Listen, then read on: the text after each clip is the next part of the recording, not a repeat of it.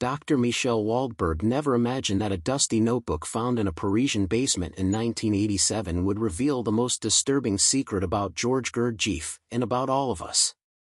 He had spent 32 years studying forgotten manuscripts of 20th-century mystics and philosophers, but it was only when his hands shook opening that black leather notebook that he understood. He was facing something the academic world had deliberately ignored for decades. What Waldberg discovered was not just an eccentric theory from an Armenian mystic.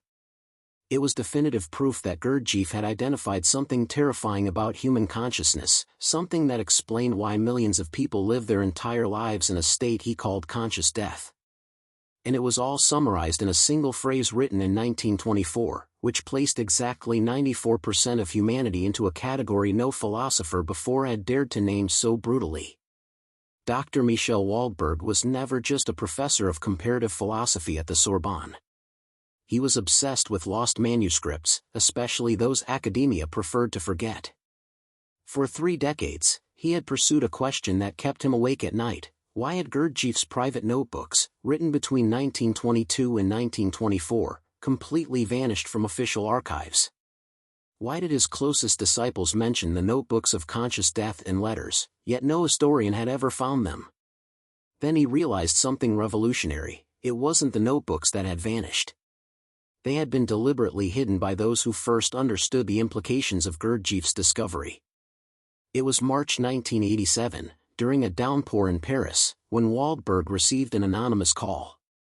A husky voice, with a Russian accent, said only, "Rue de Vaugirard, 127. Basement. Behind the wine boxes." And hung up. Waldberg arrived at the address at 11:47 p.m. His hands sweated as he descended the creaking stairs. Among dusty bottles of 1954 Bordeaux, he found an oxidized metal box. Inside, wrapped in silk that crumbled at the touch, Gurdjieff's black notebook. On the first page, in that unmistakable handwriting, was written, "What I have discovered about sleeping man cannot be published while I live. Perhaps it should never be." Waldberg had spent years analyzing Gurdjieff's public works, Beelzebub's Tales to His Grandson, Meetings with Remarkable Men. But that notebook was different. The yellowed pages, dated between January 1922 and December 1924, contained diagrams, notes in Armenian, Russian, and French, and dozens of mathematical calculations. But it was on page 47 that Waldberg read something that made his heart pound. In firm script, Gurdjieff had written, "After 3 years of meticulous observation of 2,847 individuals in situations of crisis, extreme stress, and moral decisions, I have come to a conclusion that haunts me: only 6% show consistent signs of conscious presence. The other 94% operate in a state of psychic automatism that does not differ, in essence, from death." Waldberg reread that passage 7 times that night. 3 years. 2,847 individuals. 94%. In his entire academic career, he had never encountered such a specific and yet devastating claim about human nature. Gurdjieff was not doing abstract philosophy. He was reporting research data. But the most disturbing part came on the following pages. Gurdjieff had developed specific tests, carefully constructed situations, to measure what he called essential presence. And his results were terrifying in their consistency. That night, Waldberg could not sleep. He knew he had found something extraordinary.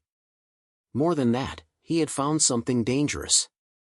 To understand what Waldberg discovered, we must go back to 1912, when a 46-year-old George Gurdjieff arrived in Moscow from his journeys through Central Asia.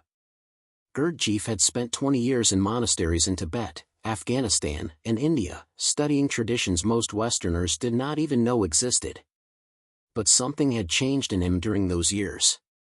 He had become obsessed with one specific question: why do so many people seem alive, yet act like automatons? In 1916, amidst the chaos of World War I, Gurdjieff began taking students in St. Petersburg. Among them was P.D. Ouspensky, a brilliant mathematician who would later write In Search of the Miraculous, the book that would make Gurdjieff's ideas famous in the West. But what Ouspensky published was only the surface. He himself admitted in private letters, "There are things Gurdjieff told me that I cannot write.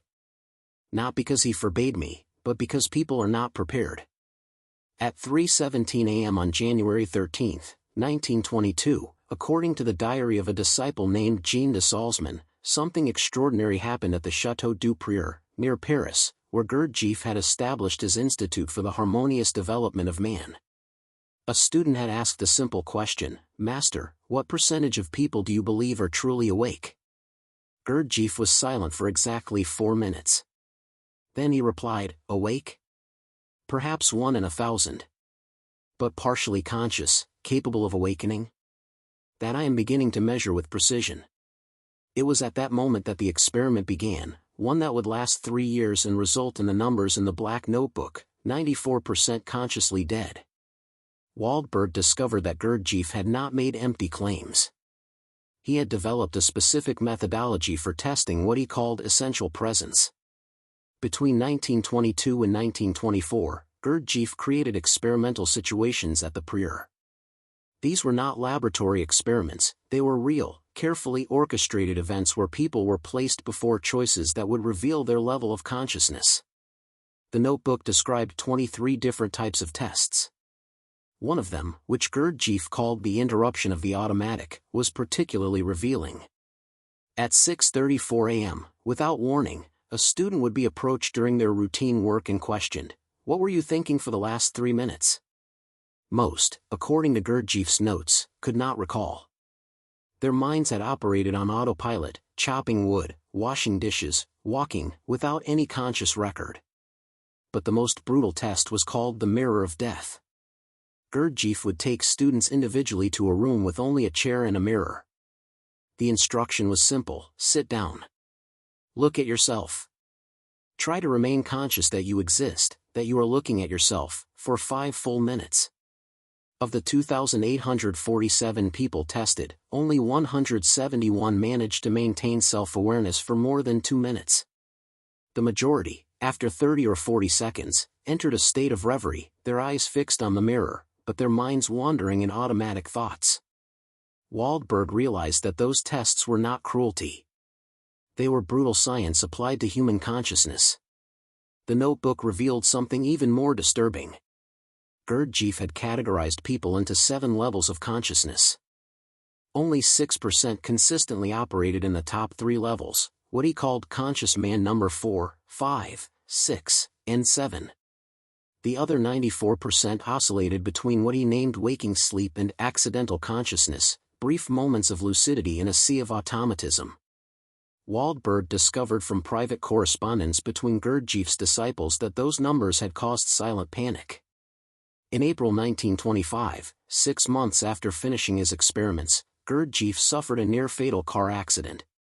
He never again spoke publicly about the 94% dead. The institute was closed. The notebooks disappeared. But Waldberg found an extraordinary letter from Jean de Salzmann, written in 1926 to Ouspensky. In it, she revealed, "Gurdjieff told me that publishing those numbers would be a crime against humanity. Not because they are lies, but because people have no way to verify for themselves without years of internal work. They would simply be offended and close the doors of consciousness even tighter." More shocking still, Waldberg discovered drafts of a book Gurdjieff began writing in 1924, titled Sleeping Humanity, a quantitative study of consciousness. The book was never completed. The remaining 89 pages were in the metal box. In them, Gurdjieff described how he had tested people from all walks of life, intellectuals, workers, artists, scientists, religious figures. The conclusion was always the same: 94% operated in a state of deep psychological sleep, their actions governed by automatic programs they mistook for free will. A passage Waldberg would never forget read, "Man believes he thinks, but thoughts pass through him like winds pass through an empty house. He believes he feels, but emotions possess him like demons possess a body without an owner. He believes he acts, but he is acted upon by forces he does not understand. This is what we call life. I call it conscious death." It was 4:32 a.m. when Waldberg finally grasped the total magnitude of Gurdjieff's discovery. He was in his office at the Sorbonne, surrounded by photocopies of the Black Notebook, when the epiphany hit him like lightning. Gurdjieff had not just identified the problem. He had explained why humanity had not evolved psychologically for thousands of years. The 94% were not dead because they were stupid or bad. They were dead because they lived completely identified with thoughts, emotions, and sensations that arose automatically. They had never experienced, even for a second, what it meant to be the observer of their own existence. Gurdjieff had discovered 3 universal characteristics of the 94% dead. First, inability to self-observe without judgment. When they tried to observe themselves, they immediately began to criticize, justify, or fantasize. Second, automatic reactivity.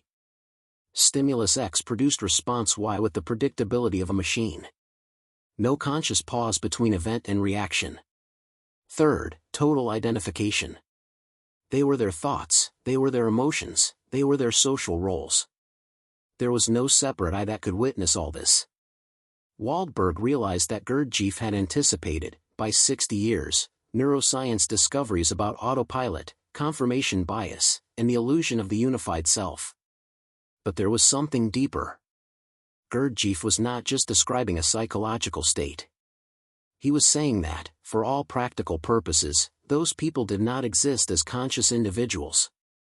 They existed as sophisticated biological processes that had developed the illusion of consciousness. The question that terrified Waldberg was Gurdjieff right? Waldberg spent the next 7 years, from 1987 to 1994, trying to validate or refute Gurdjieff's findings using modern scientific methodology. In collaboration with UCLA neuroscientists, he developed contemporary versions of Gurdjieff's tests. They used fMRI to measure brain activity during tasks that required conscious self-observation. The results, published in 1994 in the obscure Journal of Consciousness Studies, were disturbingly similar. Between 89% and 97% of participants showed brain patterns consistent with automatic processing during activities they believed they were performing consciously. When Waldberg finally presented the Black Notebook at a closed symposium in 1995, the reaction was split. Half the attendees argued that Gurdjieff had done pioneering work that psychology was still catching up to. The other half accused Waldberg of lending credibility to a mystic charlatan. But something more subtle happened.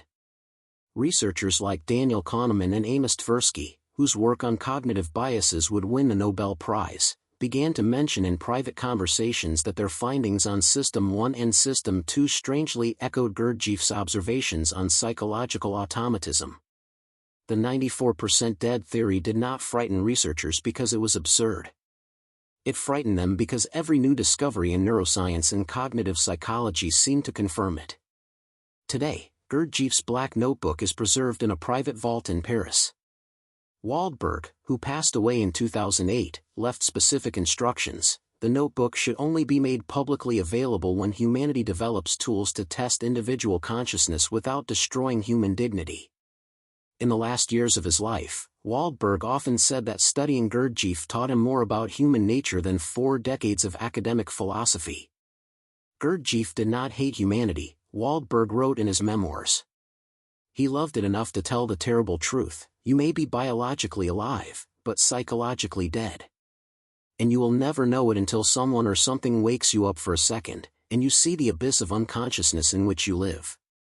Waldberg's discovery revolutionized not just the study of Gurdjieff, but our entire understanding of what it means to be conscious versus just being awake. The Black Notebook still exists, its yellowed pages preserving numbers most prefer not to confront, 94%. But the true importance is not in the numbers. It is in the brutal question Gurdjieff left behind: if you are part of the 94%, how would you know? Your automatism would include the absolute certainty that you are awake, conscious, living deliberately. We all have moments coming where we can wake up or continue sleeping. The question is, when they arrive, will you react automatically as you always have, or will you be able to create that pause of consciousness that separates the living from the waking dead? The answer to that question determines whether you are a statistic or the exception.